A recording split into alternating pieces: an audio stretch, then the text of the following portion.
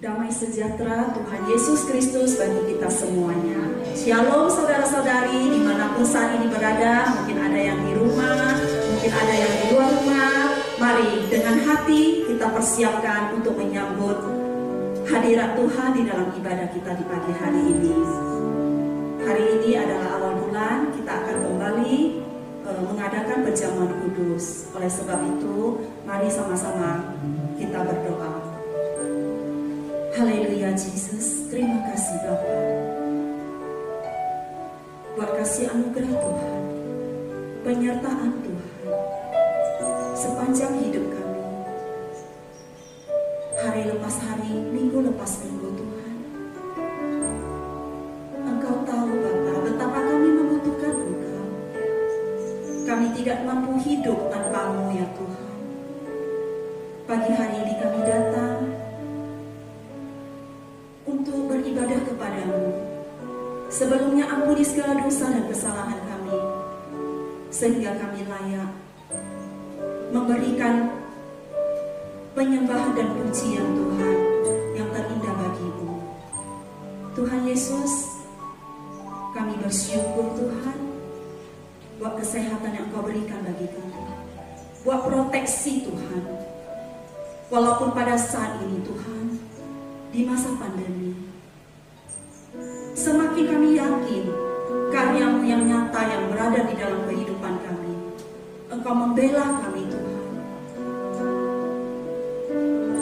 Engkau memerisai kami.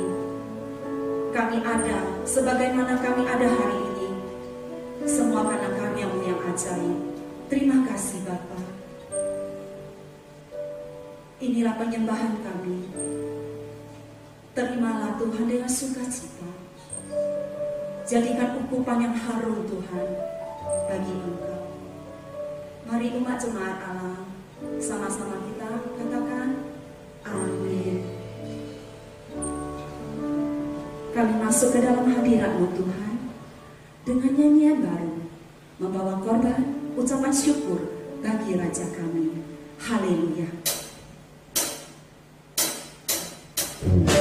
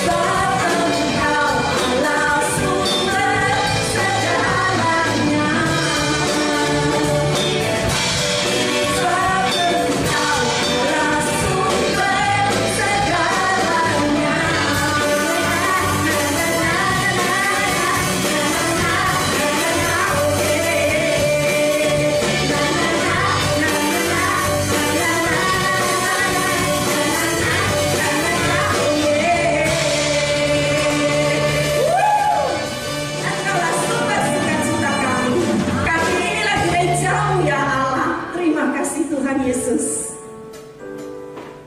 Mau lebih lagi memuji Tuhan? Amin. Mari semakin kita masuk ke dalam hadirat Tuhan. Karena Tuhan telah menyediakan tempat yang mulia, anugerah yang tercurah. Dia berikan hidup sebagai ganti dosa kita. Terima kasih Tuhan Yesus. Hari inilah kami memperingati Tuhan perjamuan kudus Tuhan, di mana kami diingatkan akan pengorbanan-Mu, bahwa kami semakin masuk Tuhan di dalam hadirat-Mu. Bertatalah Roh Kudus akan suasana ibadah kami saat ini Tuhan. Kami disatukan di dalam ibadah streaming ini Tuhan. Haleluya, haleluya. Terima kasih Tuhan Yesus.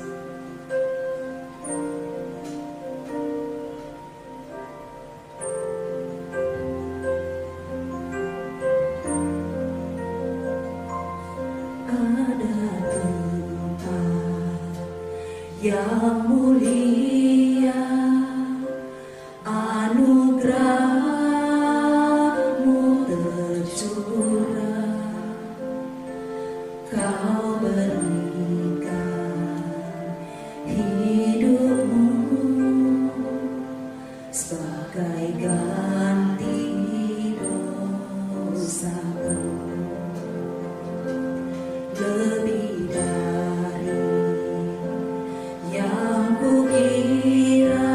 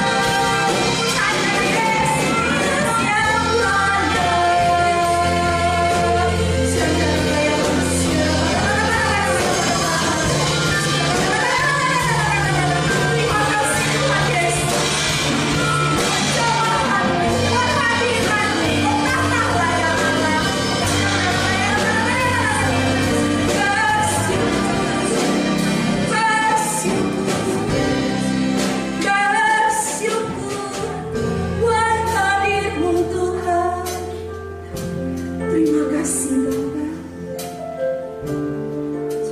Sungguh kami diberkati Tuhan. Sungguh kami berbahagia memiliki Engkau Tuhan. Saat ini kami diperdamaikan dengan Engkau Tuhan. Tidak ada lagi penghalang Bapa. Kasih anugerah-Mu bagi hidup kami.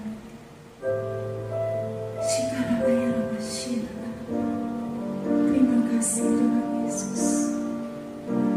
Oleh karena salib, oleh karena salib,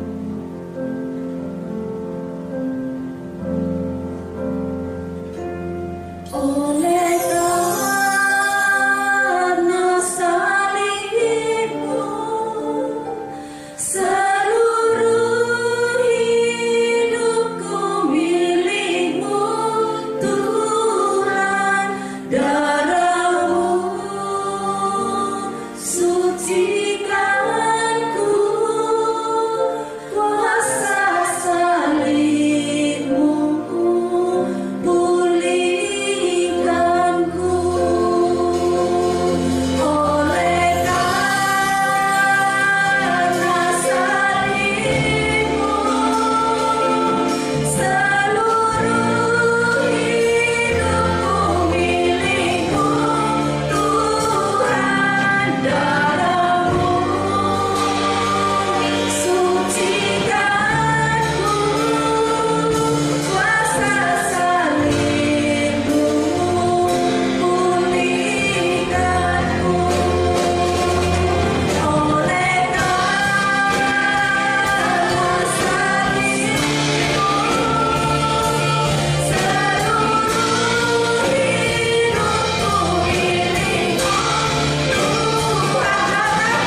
Yang sucikan kami, sucikanku, kuasa salib-Mu pulihkanku, kuasa salib-Mu pulihkanku, kuasa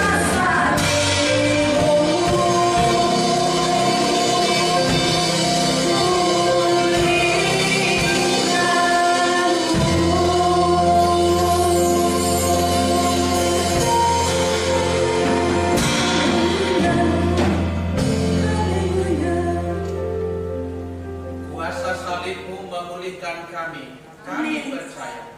Kami percaya. Amin. Firman Tuhan ya dan amin. Amin. Tidak akan pernah mengecewakan kami. Amin. Berfirmanlah kepada kami Tuhan. Lawatlah kami. Berkata-katalah kepada kami. Kami siap mendengarkan Engkau. Di dalam nama Tuhan Yesus kami berdoa dan kami bersyukur. Haleluya. Sama-sama kita berkata. Amin. Haleluya. Saya ucapkan salam buat kita semuanya yang ada di ruang ibadah GBI Avia Cemara pada saat ini. Juga lanjutannya dapat diklik di YouTube GBI Avia Cemara. Siapapun yang mengikutinya sama-sama diberkati seperti kami pada saat ini. Puji nama Tuhan. Saudaraku, saya akan berkhotbah dari tema pengharapan, bukan pengharapan kosong. Bukan pengharapan kosong. Apanya yang bukan kosong? Pengharapannya.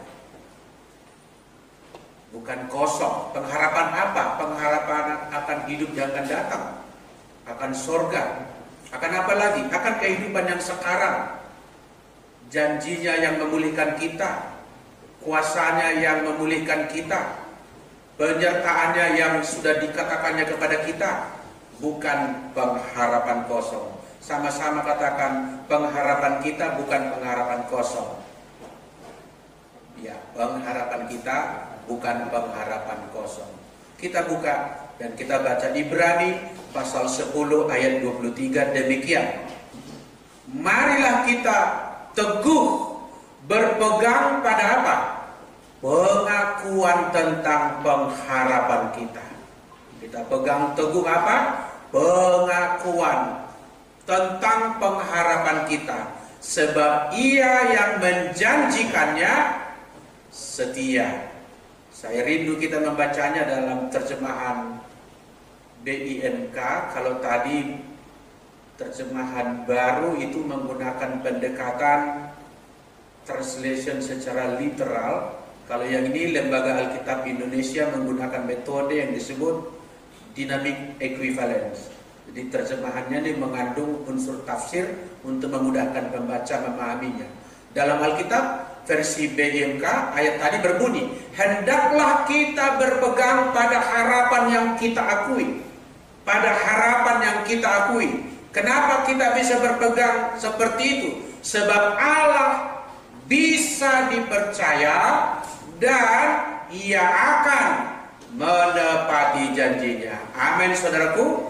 Allah dapat dipercaya dan Dia akan menepati tiap janjinya. Itulah sebabnya tadi, marilah kita berpegang teguh pada pengakuan yang ada pada kita. Sebab Tuhan Allah yang menjanjikan itu adalah setia.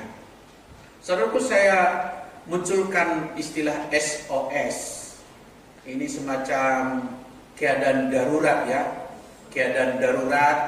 Nah, jikalau perahu kita katakanlah hampir karam di laut, jangan kita pasrah berdiam diri. Saya pikir kita setuju. Amin. Jangan diam terus pasrah berpangku tangan, apatis lalu tidur begitu saja. Bisa karam kita bersama kapal itu. Kita harus melakukan sesuatu. Kita harus berteriak minta tolong. Kita harus berteriak kepada Tuhan. Kalau kita pun tersesat di hutan, jangan pernah berhenti. Udah tersesat, jangan pernah berhenti berjalan seletih apapun kita. Ini resep orang petualang ini. Para pendaki gunung punya prinsip ini. Kalau kita tersesat ketika mendaki gunung, menjelajah hutan, jangan kita pernah berhenti berjalan selelah apapun kita sampai kita menemukan rumah penduduk atau kampung kecil atau posko mungkin yang di sana kita mendapatkan pertolongan. Kalau kita diam, maka kita mungkin mati di dalam kesesatan itu. Tidak ada pertolongan. Kalau kita di laut diam saja, mungkin kita karam bersama dengan kapal kita yang juga karam itu. Saudaraku, jangan kita berputus asa di dalam pengharapan. Katakan amin. Jangan pernah berhenti untuk berharap. Jangan pernah melepaskan sebuah pengharapan. Pengharapan yang dikasihi Tuhan, dikatakan Ia menepati setiap janjinya. Nah, saudaraku, saya mau masuk kita kepada samarnya, kacaunya, kalutnya pengharapan dunia saat ini. Dunia di mana kita sedang hidup ini sedang berada di dalam kesamaran, kekalutan, kekelaman, kegelapan. Situasi dunia sekarang ini semakin buruk. Memang bukan akhir-akhir ini aja buruk, tapi semakin buruk. Memang dalam minggu ini patut saya juga acung jempol ya. Ada rasa bahagia gitu mendengarkan kabar adanya perdamaian antara Israel dengan UAE, Uni Emirat Arab ya, salah satu negara di kawasan Arab yang sudah berjabat tangan, bergandengan tangan dan beramah tamah dan membuat ikatan kerjasama di antara mereka. Puji Tuhan, itu hal yang baik. Semoga itu menebar kepada kawasan di sekitar kawasan Teluk itu. Saya dengar juga Libya juga mulai bermulunak hati, Suriah dan lain sebagainya. Sebab Israel berkata, we are not the problem, we are solution, katanya. Kami bukan bagian daripada problem di kawasan ini. Kami justru menawarkan jalan keluar. Moga-moga perdamaian di sana akan tercipta. Namun, kalau kita menyimak berita-berita lain, saudaraku, baik berita di televisi, media surat kabar misalnya, ataupun media online, maka kita akan menemukan potret tentang betapa makin beratnya beban kehidupan masyarakat dunia saat ini. Makin berat. Pengangguran itu bagaikan awan yang tinggal nunggu waktunya hujan deras turun. Itu gambarannya. Pengangguran, PHK. Kalau sampai dalam kondisi new normal ini, ekonomi tidak benar-benar bergeliat, maka ancaman PHK sudah di depan mata. Memang beberapa sudah terjadi juga. Dan bila tidak benar-benar roda ekonomi bergerak dan berputar menjadi normal dalam keadaan new normal, situasinya yang new normal, ekonomi harus normal, maka di depan mata sudah ada menurut para pakar ekonomi namanya resesi ekonomi, bahkan lebih parah depresi ekonomi. Depresi ekonomi itu semacam keadaan sudah putus asa. Resesi mungkin sudah berkali-kali dialami dan banyak kiat untuk menanggulanginya. Kalau sampai depresi mungkin di dalam keadaan itu sudah kacau, berpadu dengan itu situasi politik makin suram, krisis sosial akan mengikuti. Di mana krisis ekonomi terjadi, di mana krisis politik terjadi, di sana krisis sosial akan mengikutinya. Kekacauan terjadi, kekerasan di jalan raya mungkin, perampokan barangkali, pembakaran barangkali, perang antar kelompok secara horizontal barangkali. Dan itu keadaan yang sangat gawat kalau sampai terjadi. Tapi dunia ini memang demikianlah potretnya saat ini. Dan bencana kemanusiaan mungkin di depan mata. Kita lihat sedikit dari sudut iman Kristen. Menurut saya akhir-akhir ini hampir-hampir kita berada dalam apa yang disebut krisis iman. Bukan hanya krisis ekonomi, krisis politik, krisis sosial, krisis lingkungan hidup, krisis moral, tapi juga krisis iman. Kalau kita banding apa yang disebut krismon, saudara tentu ingat tahun 97, krismon, krisis moneter terjadi di kawasan Korea, Indonesia, Filipina, dan beberapa bagian daripada benua Asia ini, Singapura gitu ya. Dan pada masa itu terjadi apa? Kebangunan rohani di mana-mana. Kebangunan rohani, pertobatan massal terjadi pada tahun 97, 98 dan tahun-tahun berikutnya. Beda dengan sekarang. Di tengah badai corona malah orang sibuk dengan TikTok. Yang terakhir Avatar. Jadi sepertinya bisnis as usual, tidak sadar sedang ada dalam krisis. Bukan maksud saya orang dalam krisis itu tidak boleh happy, justru harus happy. Tapi jangan-jangan ini menyita perhatian begitu rupa.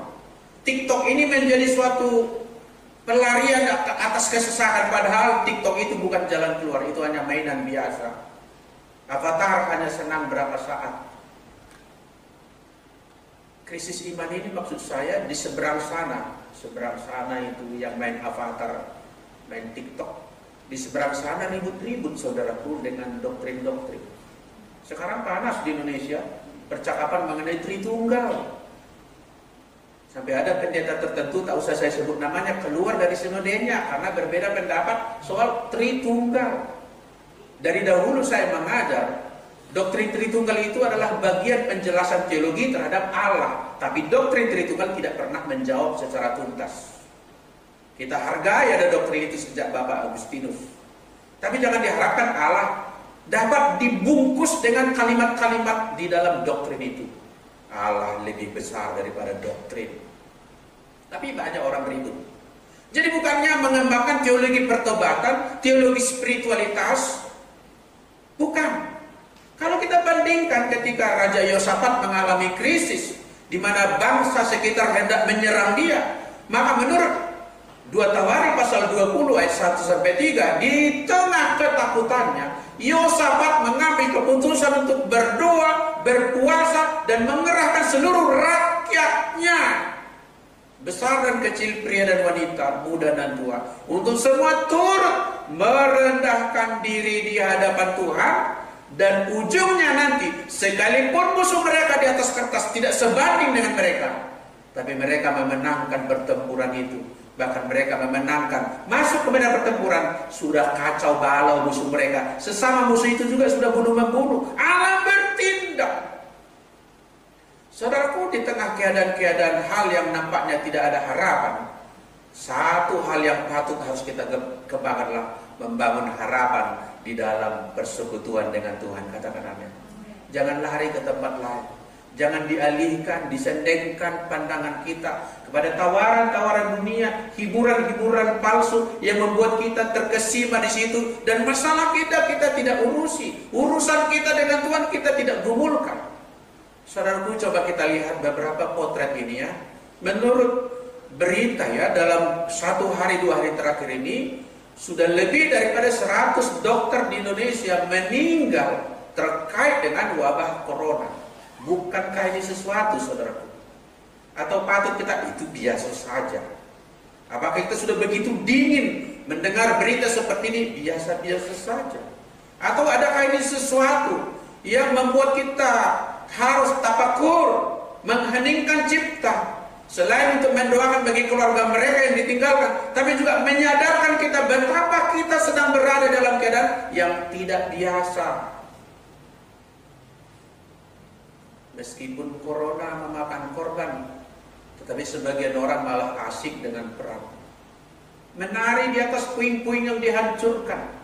Kita lihat potret ini ya, kita tahulah ini kelompok mana di dunia ini. Seperti mereka tidak peduli dengan situasi yang berkembang, seperti masa bodoh dengan semua konflik yang ada, masa bodoh dengan bencana yang ada. Mereka asik dengan perjuangan haus kekuasaan dengan cara-cara yang kotor.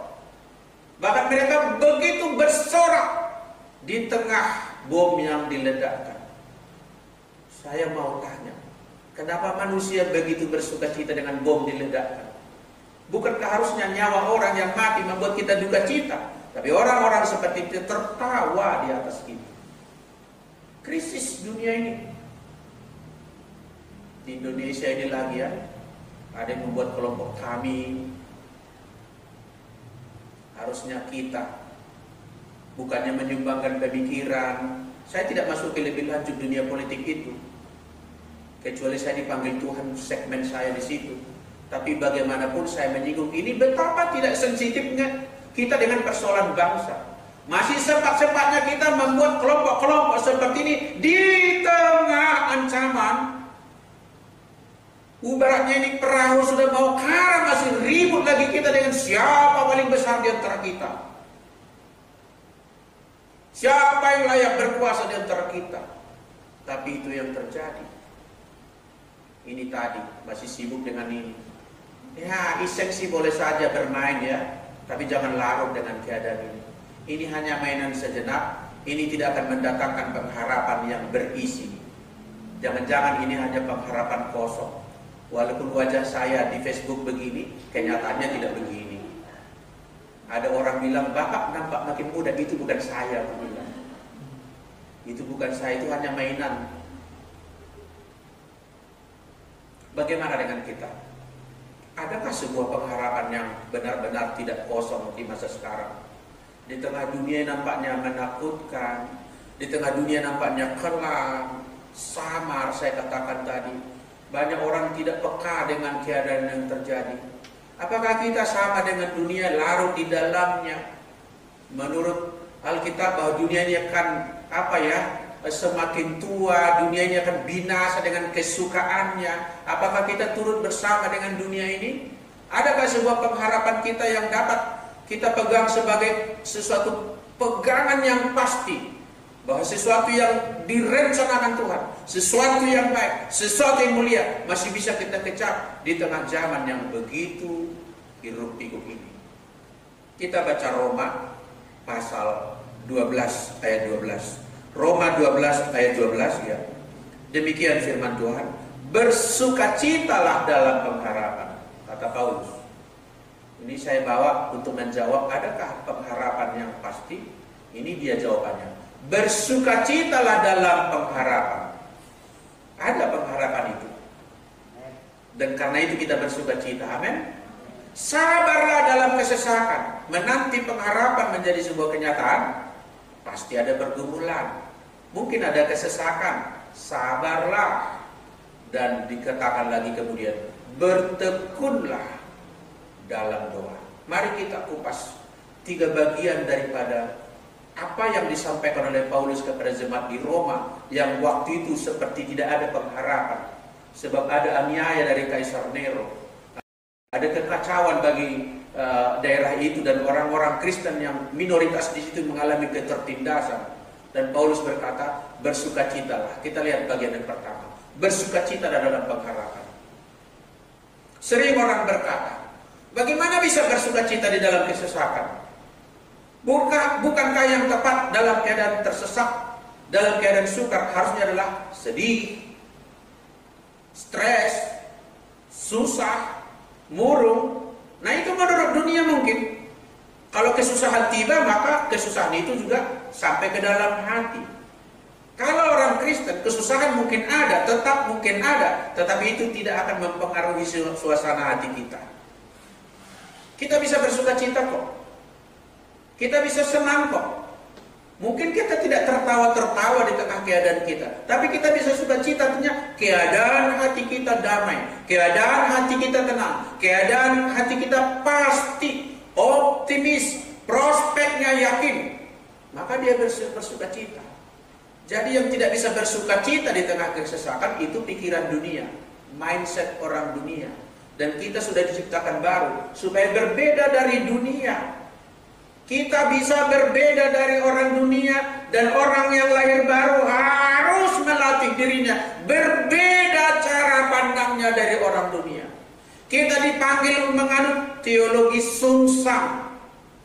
Sungsang itu upside down, terbalik. Saya mengingatkan lagi khotbah saya pernah ya. Saya ulangi khotbah Tuhan Yesus dengan konteks masa kini. Berbahagialah orang yang miskin. Dan itu terbalik, saudaraku. Orang dunia berkata berbahagialah orang yang kaya. Berbahagialah orang yang dianiaya. Orang dunia akan mengatakan sedih, kasihan deh orang yang dianiaya. Tetapi orang-orang percaya akan terbalik dari dunia ini.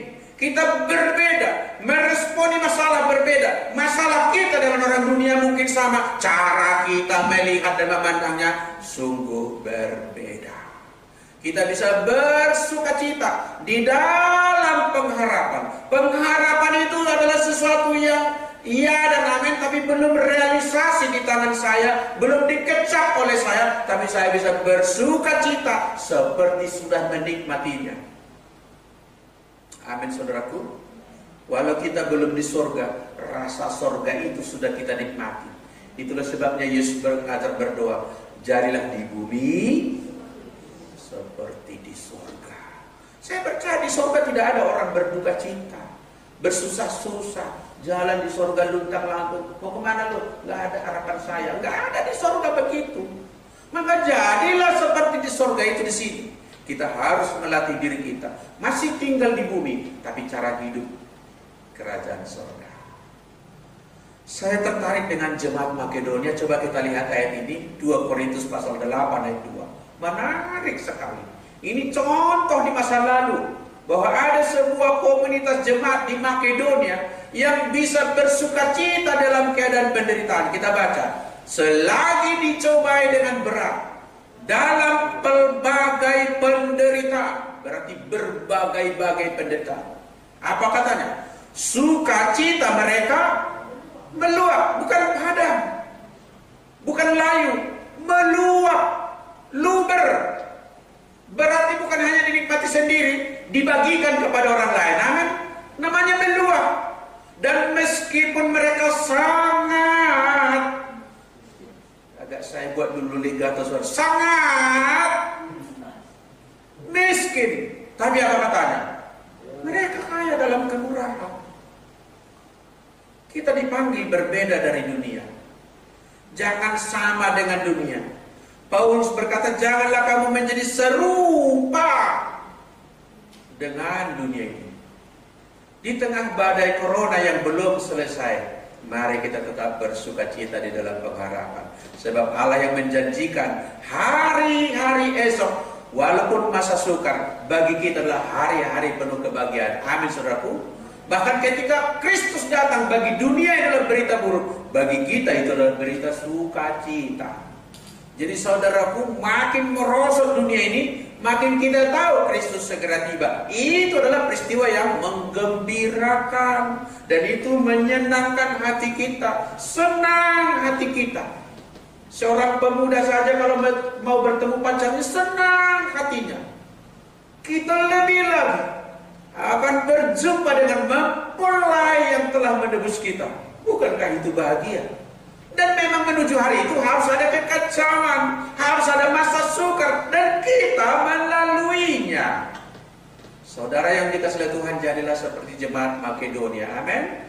Jadi kira-kira ini biarlah pujian ini sampai juga kepada jemaat Avia dan siapapun kita yang beribadah bersama secara virtual ini. Katakan amin. Haleluya.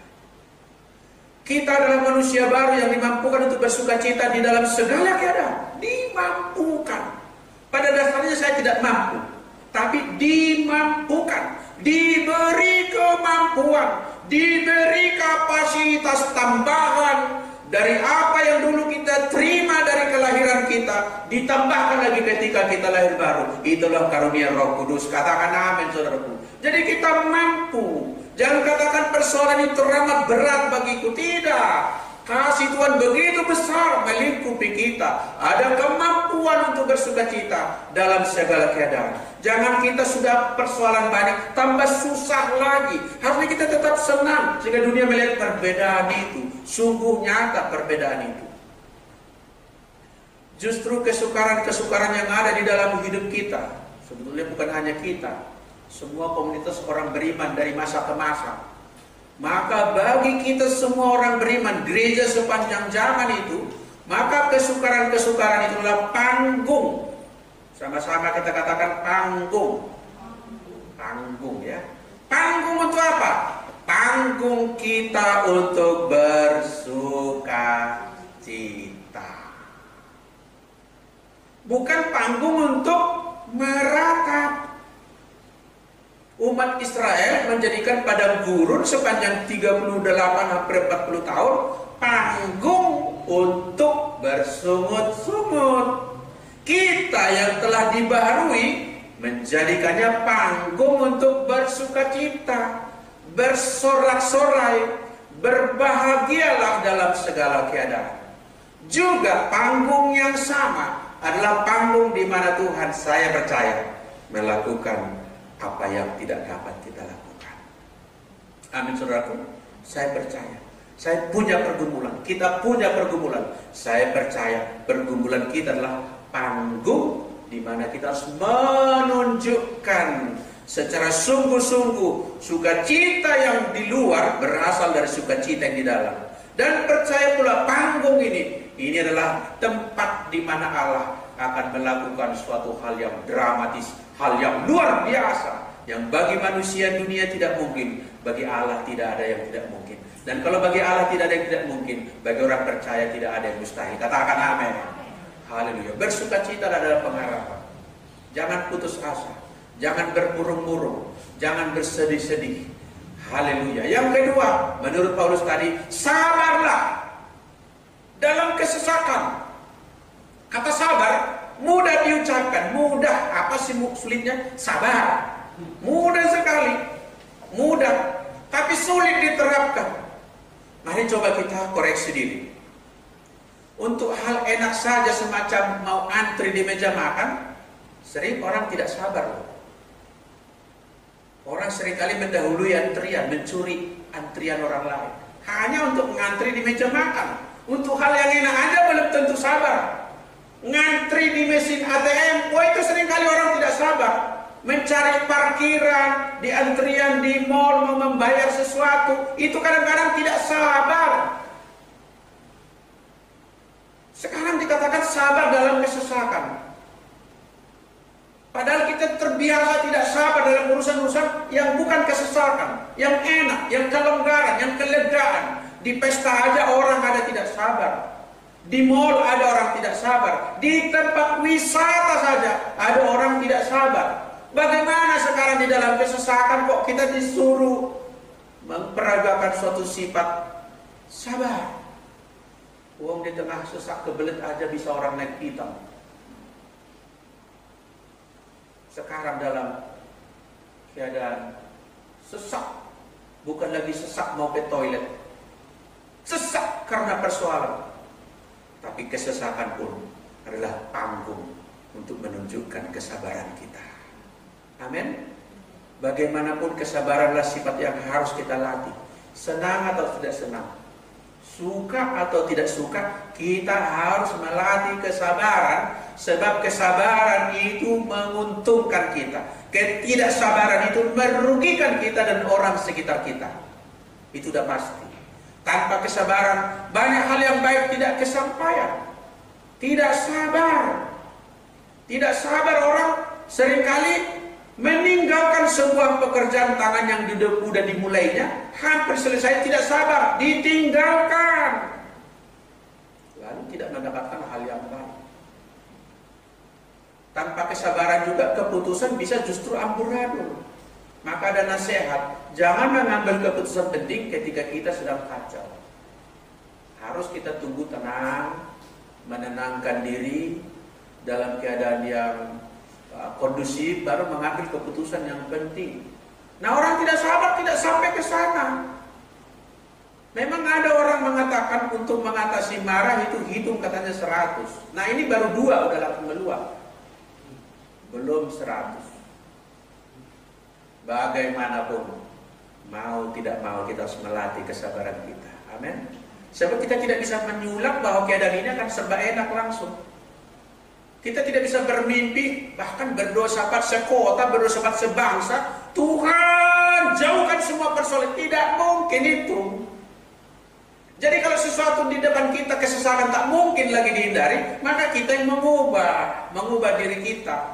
Mari kita sabar dalam kesesakan. Kenapa? Karena saya tahu pengharapanku bukan pengharapan kosong. Bahwa Tuhan yang berjanji, ia pasti setia dan ia menepati janjinya. Sabar. Waktu kita bukan waktu Tuhan. Tidak seperti yang kita harapkan kadang-kadang. Tuhan itu mudah memberikan jawaban doa kita, tapi menurut saya seringkali diulur, diperpanjang waktu oleh Tuhan. Sebab waktu ini, katakanlah waktu reses ini, jawaban doa belum sampai kepada kita, adalah waktu yang baik untuk memproses kita, membentuk kita, membentuk termasuk kesabaran kita. Sebab bagi Tuhan, karakter kita yang dibentuk lebih penting daripada mujizat yang kita harapkan itu. Amin, saudaraku. Katakanlah kita berdoa untuk kesembuhan. Iya, bagus sih, Tuhan bisa langsung sembuh. Tapi kadang-kadang diizinkan kita bergumul cukup waktu sekian. Untuk apa? Agar karakter kita diubahkan. Kalau cuma sembuh itu mudah, tapi sembuh pada akhirnya mati juga. Karakter kita kapan dibentuk? Kadang-kadang Tuhan mengizinkan kesesakan itu secara sengaja, dan di situ kita harus menerapkan ajaran Paulus, sabar dalam kesesakan. Kata sabar artinya tahan menghadapi cobaan, tahan, tidak lekas marah, tidak lekas putus asa, tidak patah hati, tenang menghadapi kenyataan yang ada. Jangan selalu hidup dalam impian. Kadang-kadang kita harus mendarat di kenyataan. Amin. Kenyataannya begini. Kita harus syukuri segala sesuatu. Tidak tergesa-gesa, tidak terburu nafsu.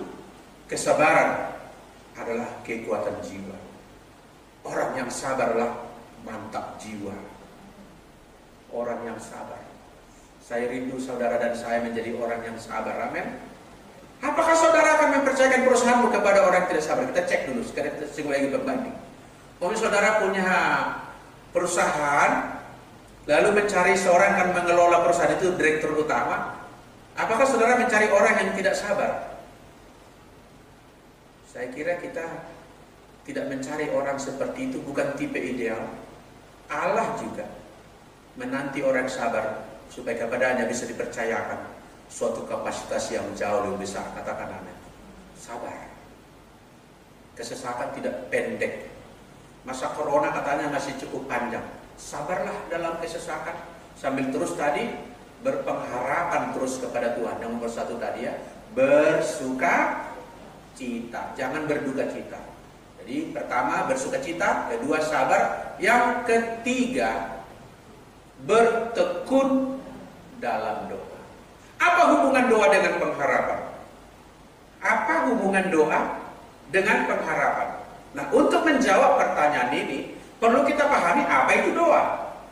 Kemudian apa itu pengharapan, supaya jelas hubungannya nanti. Nah, menurut saya doa adalah berbicara kepada Allah. Berbicara kepada Allah, tapi tidak titik.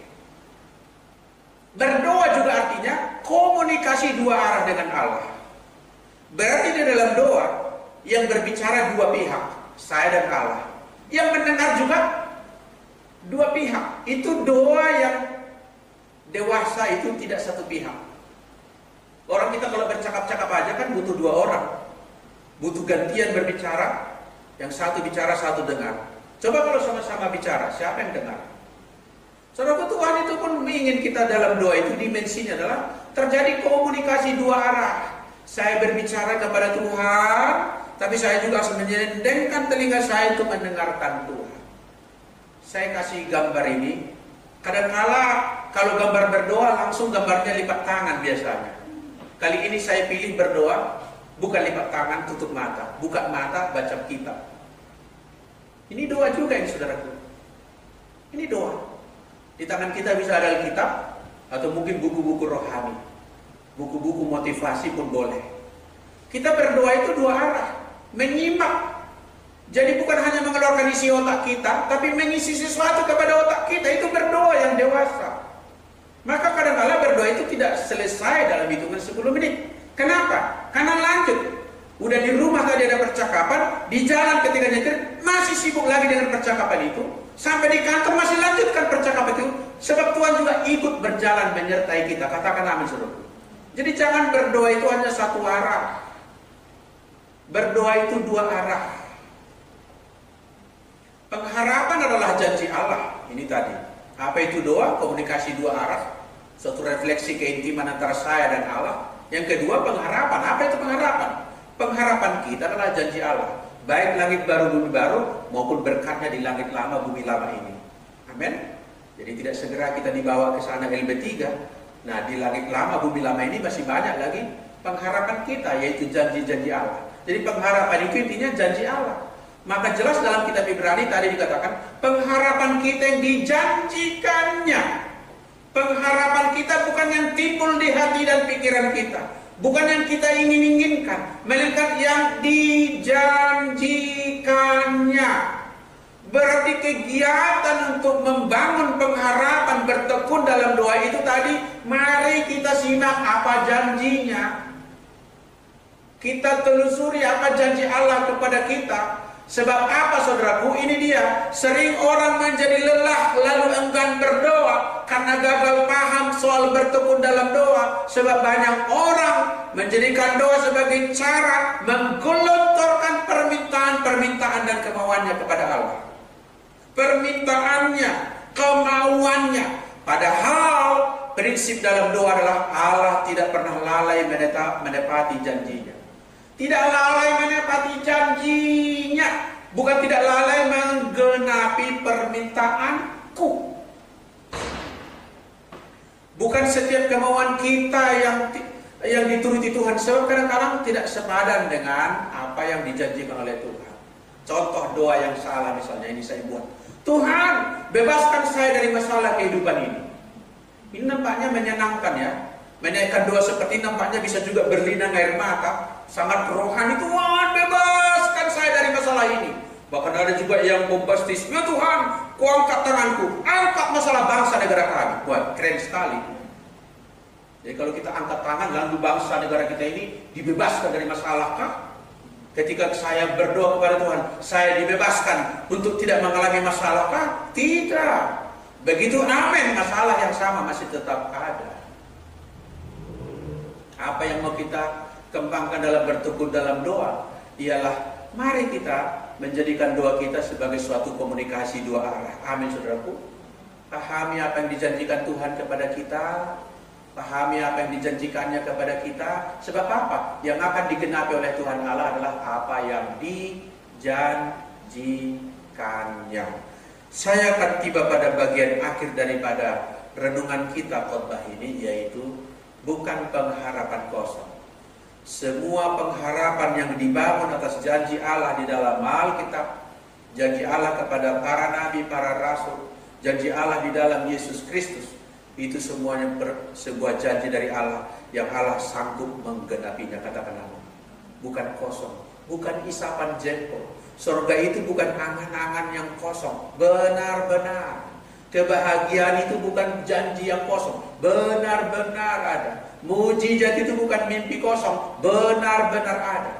Maka saudaraku, maka saya simpulkan kebenaran firman Tuhan pada hari ini, supaya kita mendapatkan sebuah janji yang bukan kosong, pengharapan yang patut kita pegang dan kita pegang dengan kokoh, ialah bertekunlah di dalam doa. Dikatakan tadi bersukacita dalam pengharapan, demikian juga sabar dalam kesesakan. Kalau ketiga-tiganya kita kembangkan saudaraku, saya percaya kita akan teralih. Isu yang kita pentingkan bukan lagi soal corona, yang menggentarkan kita bukan lagi corona, yang membuat kalut kita bukan lagi corona, sebab kita memegang suatu janji yang pasti. Sehingga semua kekalutan dunia ini bukanlah sesuatu yang akan mengancam kita, sesuatu yang membahayakan kita, sesuatu yang akan mengguncang kehidupan dan krisis iman terjadi pada kita. Tidak demikian lagi, karena kita sudah memiliki janji yang asli, pengharapan yang pasti bersama dengan Kristus. Janji Allah ya dan amin. Tuhan memberkati kita, dan kita mempersiapkan perjamuan kudus. Terlebih dahulu kita berdoa. Terima kasih Tuhan untuk sabda. Terima kasih buat firman. Biarlah kami Tuhan yang telah memegang sebuah pengharapan yang bukan kosong, pengharapan yang pasti, pengharapan yang teguh dan kokoh di dalam Kristus, mampu menjalani kehidupan ini dengan sukacita di tengah-tengah pengharapan kami. Kami ada tetap seorang yang dilatih untuk tetap sabar meskipun ada kesesakan yang terjadi. Dan kami tetap tekun berdoa supaya kami semakin dekat kepada maksud Allah. Janji Allah dapat semakin kami pahami. Di dalam doa kami rindu, bukan kami saja berbicara kepada Tuhan, tapi Tuhan berbicara kepada kami. Terpujilah Engkau ya Tuhan, terpuji-pujilah Engkau selama-lamanya. Sebentar kami akan adakan perjamuan kudus. Kiranya Tuhan melawat kami melaluinya. Setiap roti, setiap air anggur yang disediakan di gereja ini dan di rumah jemaat-Mu, dimanapun berada, kami serahkan semua untuk dikuduskan dan dilayakkan, sehingga melaluinya, di dalamnya kami mendapatkan perjamuan kudus, suatu persekutuan dengan tubuh dan darah Kristus. Kami akan terima tubuh dan darah-Mu. Di dalam nama Tuhan Yesus kami berdoa. Haleluya. Kita masuki suasana perjamuan kudus, saudaraku. Kita ditebus bukan dengan barang yang fana, tetapi dengan darah yang mahal.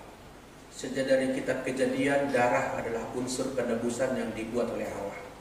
Tanpa penebusan di dalam darah, tidak ada yang disucikan.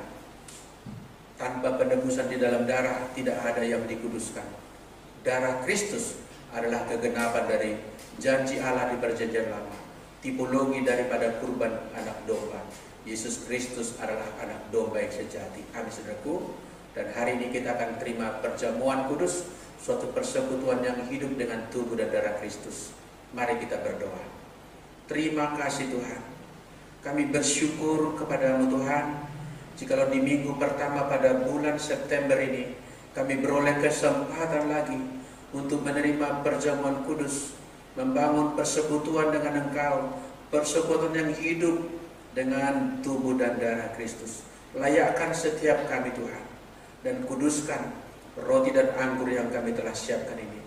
Biarlah Engkau memberkati kami dalam sakramen perjamuan kudus ini, penuh kuasa bagi kami.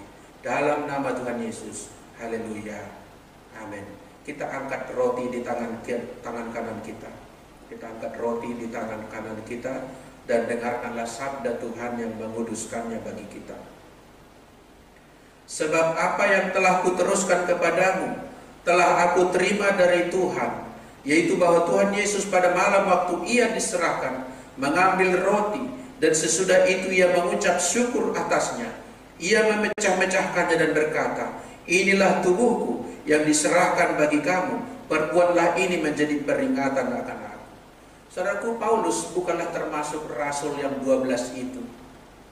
Dia mendapatkan panggilan tersendiri dalam perjalanan ke Damsyik. Jadi boleh dibilang dia tidak mendengarkan langsung dan tidak ikut pada perjamuan terakhir yang dilaksanakan Tuhan Yesus sehari sebelum Ia disalibkan. Tetapi menurut ayat ini dikatakan, apa yang kuteruskan kepadamu telah aku terima dari Tuhan. Berarti Paulus mendapatkan pewahyuan dari Tuhan Yesus. apakah di perjalanan di Damsyik itu atau segera sesudah itu atau hari-hari berikutnya, dia diajar oleh Tuhan Yesus tentang perjamuan kudus. Dan apa yang diterima dia langsung dari Tuhan Yesus berkata bahwa sesudah mengambil roti, ia mengucap syukur atasnya, ia memecah-mecahkan dan berkata, inilah tubuhku yang diserahkan bagi kamu, perbuatlah ini menjadi peringatan akan aku.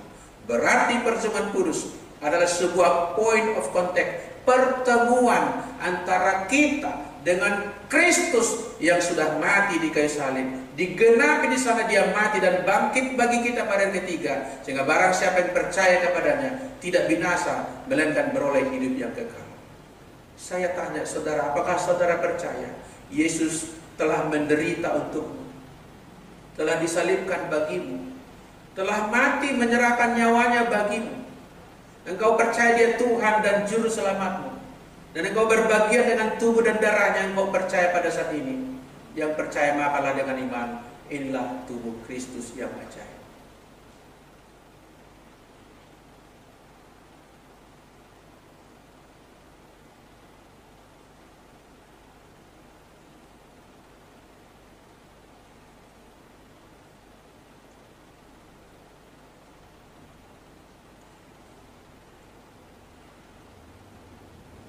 Perbuatlah ini menjadi peringatan akan Kristus. Kita angkat cawan di tangan kanan kita dan dengarkan firman Allah. Demikian juga ia mengambil cawan sesudah makan, lalu berkata, cawan ini adalah perjanjian baru yang dimeteraikan oleh darahku. Perbuatlah ini setiap kali kamu meminumnya, menjadi peringatan akan aku. Dimeteraikan dengan perjanjian yang baru. Sepanjang perjanjian lama diperagakan darah binatang sebagai tipologi, penggambaran daripada penebusan itu. Realisasinya adalah perjanjian baru. Cawan perjanjian baru adalah darah anak domba Allah yang sejati, darah Yesus Kristus. Tidak ada penggantinya saudaraku, tidak ada substitusinya. Hanya satu jalan keselamatan, hanya satu pengudusannya, yaitu sakramen pertemuan kita dengan tubuh dan darah Kristus. Apakah saudara percaya dia adalah yang diutus Allah dan di dalam dia segenap kepenuhan Allah berdiam secara jasmani? Kitab Kolose pasal 2 ayat 9. Dan yang kau percaya, minumlah dengan iman. Inilah cawan perjanjian baru, inilah darah Kristus yang ajaib.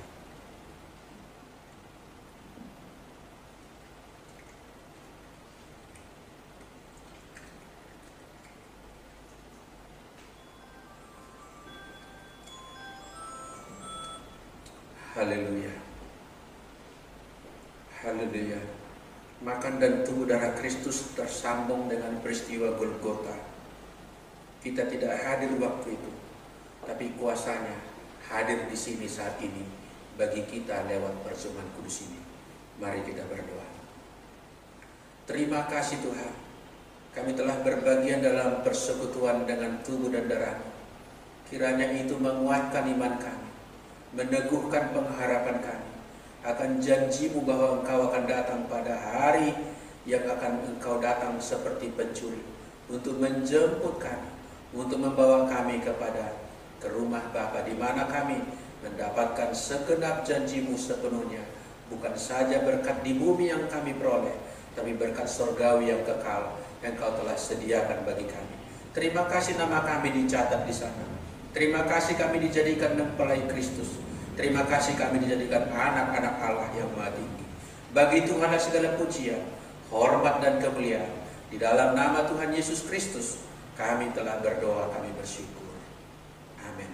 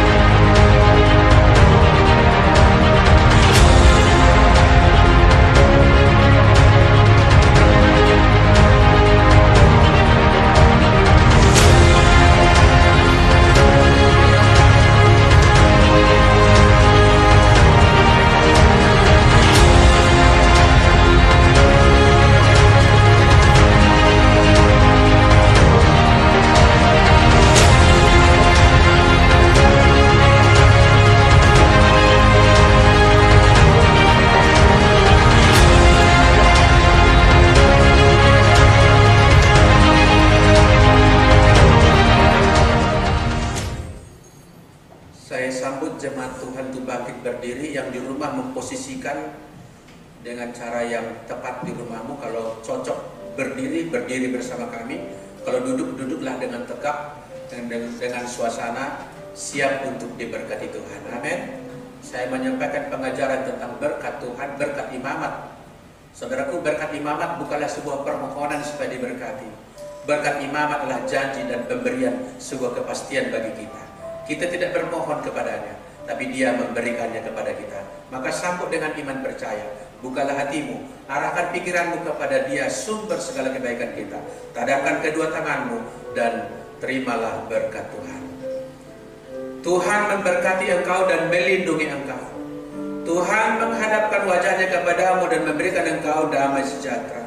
Tuhan memberikan engkau dengan sinarnya sehingga engkau beroleh kasih karunia. Pulanglah sebagai orang yang sudah diberkati Tuhan. Janji dan pengharapan Tuhan menjadi bagian dan milikmu. Pegang dengan sungguh. Engkau diangkat naik bukan turun, dijadikan kepala dan bukan ekor. Apa yang kau kerjakan dibuatnya menjadi berhasil. Kemanapun engkau pergi dan engkau berada dimanapun, Tuhan mengutus malaikat menjaga mengawalmu, tidak mengalami celaka dan tidak mengalami mara bahaya. Pulanglah dengan membawa damai sejahtera dari Bapa kita dan kasih setianya di dalam Yesus Kristus Tuhan, serta persekutuan dari Roh Kudus, mulai saat ini sampai esok, sampai selama-lamanya. Tuhan memberkati kita. Haleluya. Sama-sama kita katakan amin.